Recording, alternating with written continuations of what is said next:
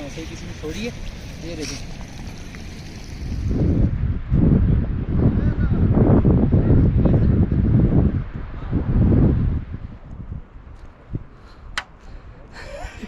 ठीक नहीं है।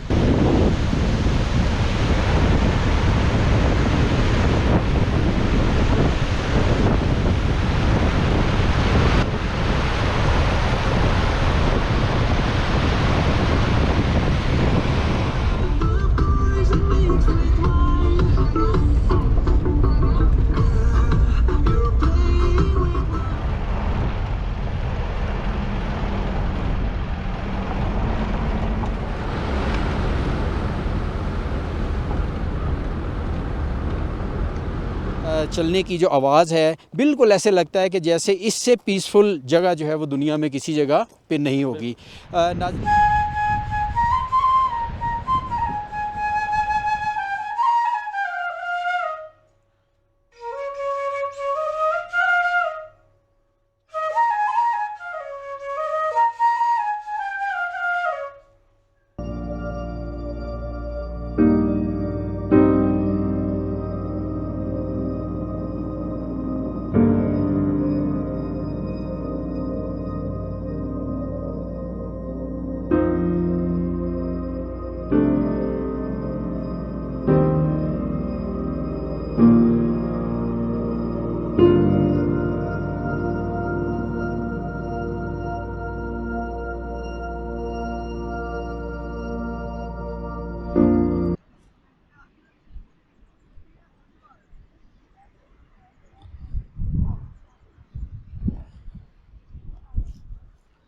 हेलो व्यूअर्स, हम इस वक्त रेनबो लेक पे खड़े हैं और ये मिनीमार्क वैली की लास्ट पॉइंट है। और ये आर्टिफिशियल लेक इन्होंने बनाई हुई है जैसे शंग्रीला स्कर्दू के अंदर, लेकिन इसके बड़े डिफरेंट शेड्स हैं, मल्टी शेड्स हैं। जब बादल ऊपर आते हैं उसके अलावा फिर सामने आप माउंटेन्स देख सकते हैं। अभी आपको बैक साइड के माउंटेन्स दिखाएंगे। उस साइड पे मेडोज़ हैं और बहुत घने जंगलात हैं। और ये जो है ये पहले ओपन नहीं था रीजन, और अभी इस रीजन को पब्लिक के लिए ओपन किया है।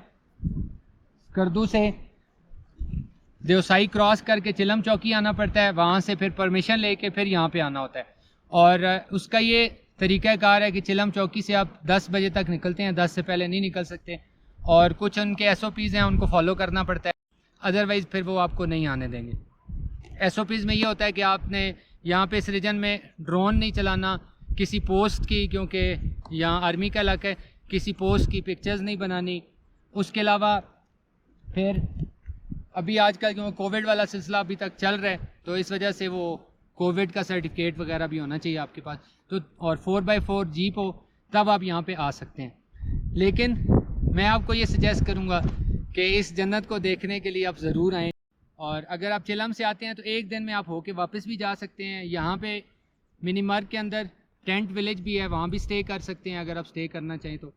इस साइड पे ये ज़रा व्यू आप दिखा दें। यहाँ पे आप देखें वो टॉप पे जो आपको ट्रीज़ नज़र आ रहे हैं, ये यहाँ के ख़ास किस्म के ट्रीज़ हैं। और इनके ऊपर जो इनके तने हैं वो टेढ़े से अजीब से होते हैं। इनके ऊपर छाल होती है जिस पे पहले पुराने ज़माने में लिखा जाता था। और अभी गिलगित स्कर्दू के जो लोग हैं वो इसके अंदर देसी घी को दबा के रखते हैं, जो काफ़ी सालों तक जितना पुराना वो निकालें उतना वो ज़्यादा जो है ना अच्छा होता है। और वैसे तो इसमें इतनी स्मेल होती है कि हम लोग नहीं यूज़ कर सकते, मैं तो खैर करता रहता हूँ। बाकी इस साइड पे इस साइड का व्यू देखिए, इधर एक वाटरफॉल भी है।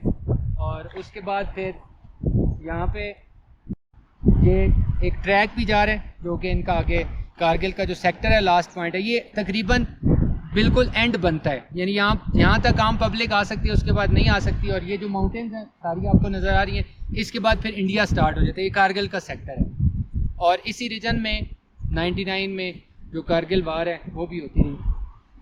दानिश साहब आप अपने व्यूज़ दें कि आपको कैसा लगा। दानिश साहब हमारे साथ फर्स्ट टाइम आए हैं, तो ये आपको बताएंगे कि इनको ये सारा कुछ कैसा फील। मैं इनके साथ फर्स्ट टाइम आया हूँ, लेकिन ऐसा लग नहीं रहा कि मैं फर्स्ट टाइम आया हूँ। मतलब ऐसा लग रहा है कि हम बरसों से एक दूसरे को जानते हैं। माशाल्लाह इतना जेंट अप ग्रुप है ये, और वो कहते हैं ना पॉजिटिव अप्रोच रखने वाले लोग, वो मतलब मैं कहता हूँ सारे ग्रुप में ऐसा कोई भी बंदा नहीं है जिसमें मतलब थोड़ी सी भी नेगेटिविटी हो। जो भी चीज़ होती है हर बंदा उसको अप्रिशिएट करता है, और एक टीम मेंबर और एक अच्छे ग्रुप की शक्ल में जो है मूव करती है। दूसरा व्यूअर्स, लास्ट वाली वीडियो में आपने मिनीमर्ग विलेज का व्यू देखा। मिनीमर्ग विलेज के बाद फिर हमारा सफ़र रेनबो लेक दोमेल का था। इस पे तकरीबन आधा घंटा लगता है मिनीमर्ग विलेज से।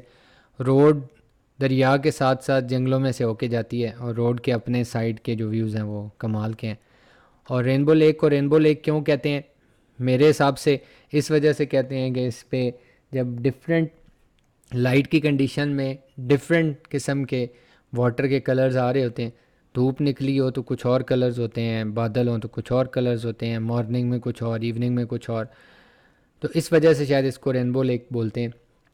और अभी आप इसमें देखेंगे कभी ग्रीनिश वाटर है, कभी ब्लूइश है, कभी ब्लैक कलर दे रहा होता है। तो बड़ी वर्सटाइल किस्म के इसके जो वाटर के कलर्स हैं वो शो हो रहे होते हैं। और सेकेंडली जो इन्होंने लिखा हुआ है वो ये कि रेनबो लेक इस वजह से इसको नाम दिया गया कि जब भी बारिश होती है तो डबल साइडेड रेनबो जो है वो इस पर बनती है।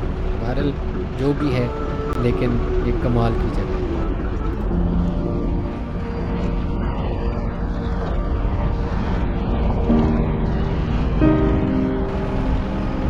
आप सब लोग जानते हैं कि हम चिलम से चले, और चिलम से थोड़ी सी ऊंचाई की तरफ जो है वो एक रास्ता तय करते हुए हम चलते आए हैं।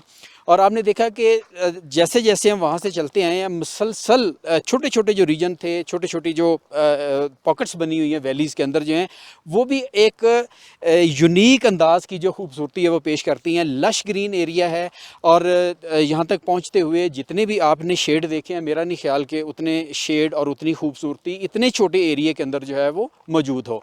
और दूसरी सबसे बड़ी बात यह है कि इस एरिए तक पहुँचते हुए जो आपको एक काम किस्म की हवा का तस्वर और सिर्फ पानी के चलने की जो आवाज़ है, बिल्कुल ऐसे लगता है कि जैसे इससे पीसफुल जगह जो है वो दुनिया में किसी जगह पे नहीं होगी।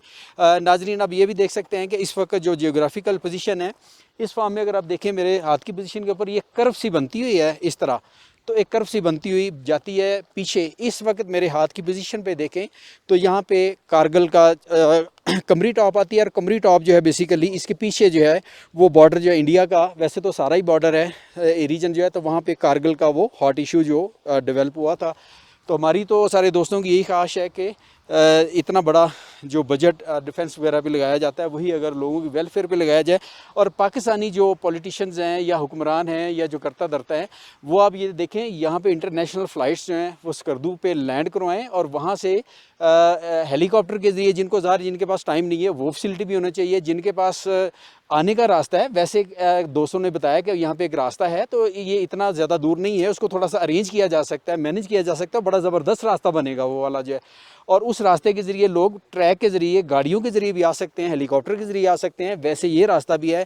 तो नाजरीन, इट्स अ वंडरफुल टाइम, अगर आपके पास टाइम हो, अपने बच्चों के साथ भी हैं, फैमिली बेसिकली ये रिजॉर्ट है, पीछे कैंप साइट है, वहाँ पे आप रात को रहना चाहें वो भी है।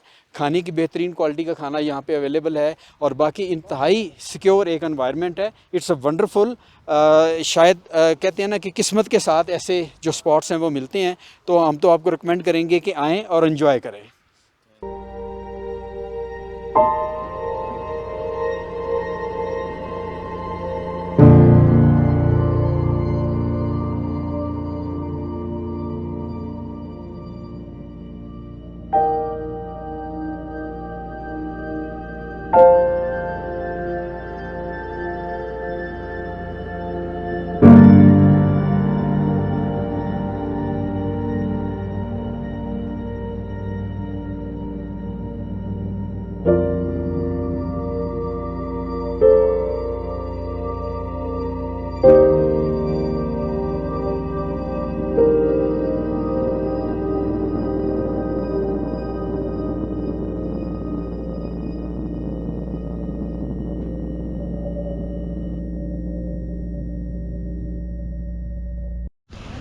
ये रेनबो लेक से आगे क्रिस्टल लेक है और इसका क्रिस्टल क्लियर वाटर आप ज़रा मुशाहिदा करें, और इसमें इतनी ज़बरदस्त किस्म की वेव्स बन रही हैं, ऐसे लगता है रिपल टैंक है। Wonderful, amazing amazing. वो नीचे लकड़ी पड़ी हुई है और अगर आप देखें तो ऐसे लगता है कि वो अंदर कोई सांप है, बिल्कुल उस तरह उसकी मूवमेंट हो रही है वेव्स की वजह से।